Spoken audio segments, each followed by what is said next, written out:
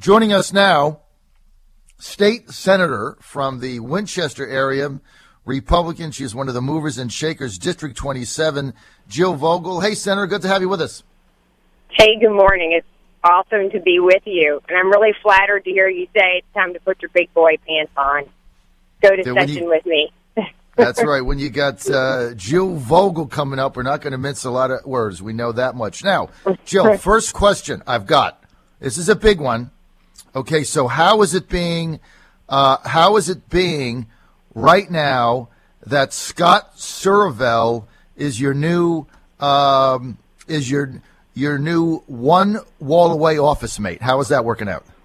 Well, let me tell you, he has brought some musical interest to my floor. So I was working 2 nights ago, and Scott didn't know that he wasn't the only person there at about 9:30 or 10 o'clock at night. And all of a sudden, I hear this crazy music on the other side of the wall, and the whole floor is vibrating. And I'm thinking, who's next door?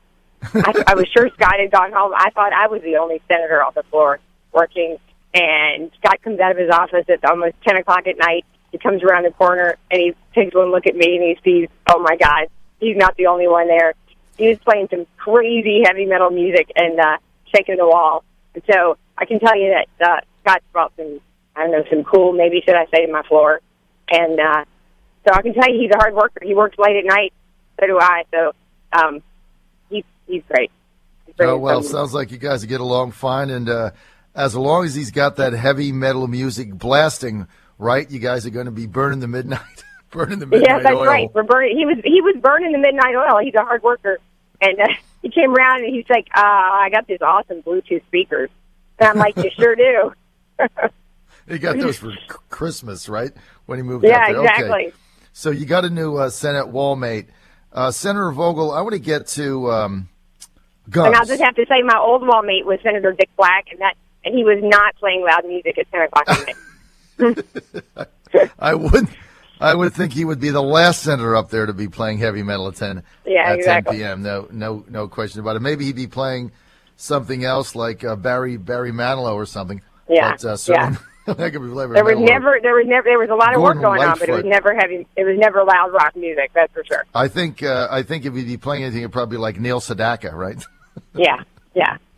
Not to date him now. Right.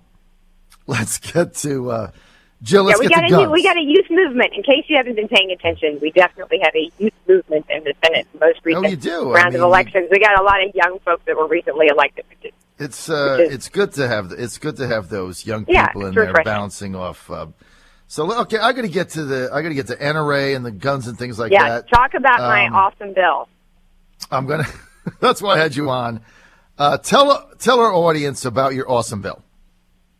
Well, I've introduced a bill this session, Senate Bill 626, that I hope will bring some relief to victims in Virginia of domestic violence, women who have been suffering for a long time at the hands of abusers, women who are victims of stalking. And it's an effort to do what some other states are already doing, and that is make it easier and certainly expedite the process in which victims of domestic violence can obtain a concealed carry permit. And so what my bill does, it says that when such a person has been issued a protective order, they have the opportunity immediately to have a concealed carry permit, or basically to conceal carry. And they have a 45-day window in which to actually obtain that concealed carry permit. So effectively, it just means that they have an opportunity to protect themselves. And as most people know, an abuser does not view a protective order as much more than the simple piece of paper it's written on. And I will never forget that when I was in law school in the first semester, when the first or second week I was in law school, we were told of a story. It was in Chicago, and at the time my professor told the story, and we were learning about protective orders. They talked about a case of an abuser whose victim was issued a protective order, and she showed up and said, look, here's my protective order, and he tore it up in tiny little pieces and stuffed it down her throat and choked her with it. And that's an extreme case, but it tells you that women women who are victims of domestic violence, women who are victims of abuse, are tortured and often, have very limited ways to protect themselves.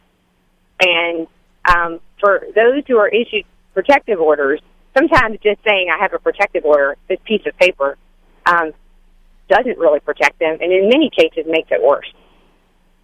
And so to give them this window when they have the opportunity to conceal carry is nothing short of a lifesaver. So I'd like to be like other states. I'd like Virginia to take that step to demonstrate that we really do care, and we do care about victims. And it's something that, I've had the firsthand experience with close friends who've been the victims of domestic abuse, who were very law-abiding and would not have broken the law and would not have concealed carry when they were issued a protective order because they were very, very afraid. And they were abused, and I can recall the case of a close friend of mine who had a protective order. She allowed the abuser to come back into the home, and he said, well, now you're totally screwed because you violated the protective order by letting me come back in the house, and so I'm here, and I'm going to beat you all the time, and you know what? You can't call the police because you're going to go to jail. And she believed him. And so, women aren't going to violate the law. They aren't going to go and get a weapon if they believe that they're somehow in violation of the law. And this will help move that process ahead and allow them to protect themselves during the pendency of that time frame when they can actually go and get that concealed carry permit. So that's what the bill does. And a number of other states do that right now. They have emergency permits available, states like Colorado and Idaho and Michigan. So, we're not breaking any new ground here. We're doing something that I believe we really owe victims, stalking victims, victims of domestic violence and abuse. Senator, if I could just sum up what you said to break it down for my audience. Here's the basic thing with your bill. Somebody gets a protective order that's signed by a judge. Now, judges don't sign protective orders on a whim, okay? They really investigate. It's a big deal, especially in Virginia. So say you got a protective order and it's 50 feet or 100 yards, whatever it is. So you have this protective order, and then what Senator Vogel's legislation does, it allows the person that has the protective order to obtain a concealed weapon carry permit and buy a firearm and expedite the process so they don't have the normal waiting period. Because the thought process I would think, Senator, behind it is if I was just served with a protective order, which means I can't go within, let's pick a number, 100 feet of somebody, and I also know that they have the ability that day to get a firearm and conceal it, I might think two times about violating that, right? I mean, that's right. Am I summing it up? Right, and that's also a time when the person is most likely to act in a retaliatory fashion because someone has gotten a protective order and they're incredibly angry about that. And so it's a very difficult time when in that window right after somebody's gotten a protective order, and it's a time when they most need to protect themselves and their family. They are most vulnerable, in that time. And as you rightly pointed out, judges, this is not something that judges, consider lightly. There are numbers of cases where people go to court and they say, look, I believe I'm in imminent threat of harm from this abuser. And judges, it's a very, very high bar. They don't just willy-nilly hand out protective orders. So, it's something I feel good about. It's something that I believe we owe those who are victims. And look, all of the same background checks, everything would apply. The only thing this does is it expedites it so that the potential victim can defend themselves with a firearm in a quicker manner, and it should act as a strong deterrent to somebody thinking about violating that order, right? That's right. If the stalker is thinking about violating that order and coming to, do great harm to that individual, this should make them think twice. And you're absolutely right. What's fundamentally important here is that we're not in any way undermining the requirements of the concealed carry permit as it stands in Virginia. They're expediting the process. They still later have to go through the process to apply for that concealed carry permit, just like anybody else in Virginia. Now, It look, just gives you're them going to be that in important favor grace of this. period to protect themselves. You're right, and what people have to understand is, and I'm not an expert on this the way you are, Senator Vogel, but people that obtain protective orders, typically they're in a situation where they're taking abuse, and there's a mindset that goes with that, where they become victimized, and they take abuse over a period of time, and so that changes the dynamics also, right? Right. Yeah, and by the time that they're in a position to actually have a court issue a protective order, they are in immediate crisis. I mean, it has escalated to a point where they are, facing such great threat to themselves, to their life, to bodily harm, or to their family and their children, that, a court has determined that it's, such a crisis that they need to issue that protective order and, to maintain physical distance between the stalker or the abuser and that person. And that's true. As you pointed out, the critical component in all of this is that if that stalker or abuser believes that that individual has the right to protect themselves, then they're a lot less likely to come and try to kill them. And that's basically what we're talking about. Okay, let's stay on this theme. Senator Vogel, a couple of weeks ago, as everybody knows by now, Attorney General Mark Herring, who's running for re-election in 2017, issued an executive order, if you will, a fiat, eliminating the 25-state reciprocity situation for concealed carry. That's come under fire by a lot of gun advocates, conservatives, and others. Herring has, I think, attempted to defend it by saying, we have a set of rules, and if somebody doesn't want to, if their rules aren't in alignment with ours, then too bad. You can't have a concealed weapon in our state. We've had other senators on, like your colleague, Senator Carrico, who represents, who his district is on the border of 5 states, right? So people can come in and out. What's the deal with this, and are you guys going to do anything to change what Herring did?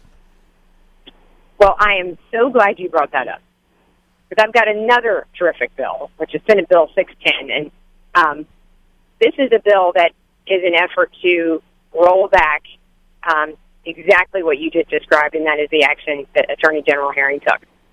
And, this is, among all the bills that we will consider this session, we have a lot of obligations when we come down during the General Assembly session to, address a budget and to, move forward a whole number of legislative agendas. But among the most important things we do is 6 things.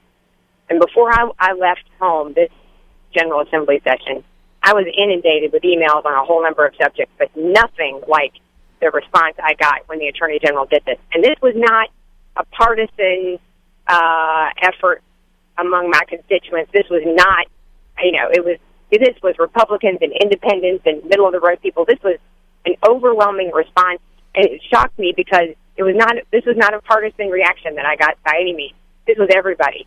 And that speaks to the kind of broad support that my district had for fixing this. This whole notion that if you're going to go to Richmond, there are a lot of things you're going to do. For God's sake, fix this. And I think that it speaks to this issue that lots and lots of people have different views about how to address gun violence.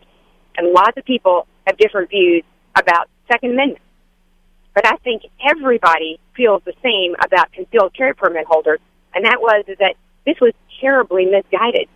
That a number of people believe that, there are ultimately a number of ways that you can address this view of how we have this social policy and what the right outcome is. But for God's sake, why of all the people that you're going to pick on, would you pick on the most law-abiding citizens, those who actually go through the effort to obtain a concealed carry permit, people who have, a background in public safety, or who have gone through the process to get to get fingerprinted and to, demonstrate that they have competence in handling a firearm, that they have to take the class course to understand how to handle a weapon. Why in the world would you pick on those people? Pick on the people who are breaking the law. Pick on the people who are, actually out there and perpetrating gun violence, and then also address it from the standpoint of people who shouldn't have weapons. But to go after this population seem to be terribly misguided. And so I think that was kind of the overwhelming response. And so I couldn't come to session and come home from session without having fixed this. And so I think that speaks to, one, the, kind of overwhelming sentiment that was, I think, the response that almost every legislator that came to session this year felt. And I think that's why you'll see that this bill will not just have Republicans, but it'll have Democrats as co-sponsors. And, in fact, it does. It has a number of Democrats who've also signed on. So, this is not a partisan issue. This is not the kind of larger Second Amendment fight that you hear about on all of these other, matters. This is just honor the people and respect the dignity of those who follow the law and who do what they're supposed to do and who aren't committing crimes and who are, respectful of Virginia's laws and respectful of the gun laws of other states, and who've done what they were supposed to do and expected that Virginia would honor that and honor the reciprocity of other states. And so all my bill does, and sorry to be so long-winded on that point, but all my bill does is just roll that back and say that Virginia will honor the reciprocity of other states. That sounds pretty reasonable to me. And allow, Senator. and basically honor the expectations of those who've gone through that process in Virginia, so that when Exactly. they travel to other states, they can conceal carry there. Right, because the issue is, we talked about people coming in. It also affects people going out because of the reciprocity. We're out of time. I want to thank Senator Jill Vogel for being with us, Republican 27th District, Clark, Frederick, Winchester, part of Culpeper. We'll have you back. Great job. Thank you, Senator Jill Thank you. Vogel. Have a great day.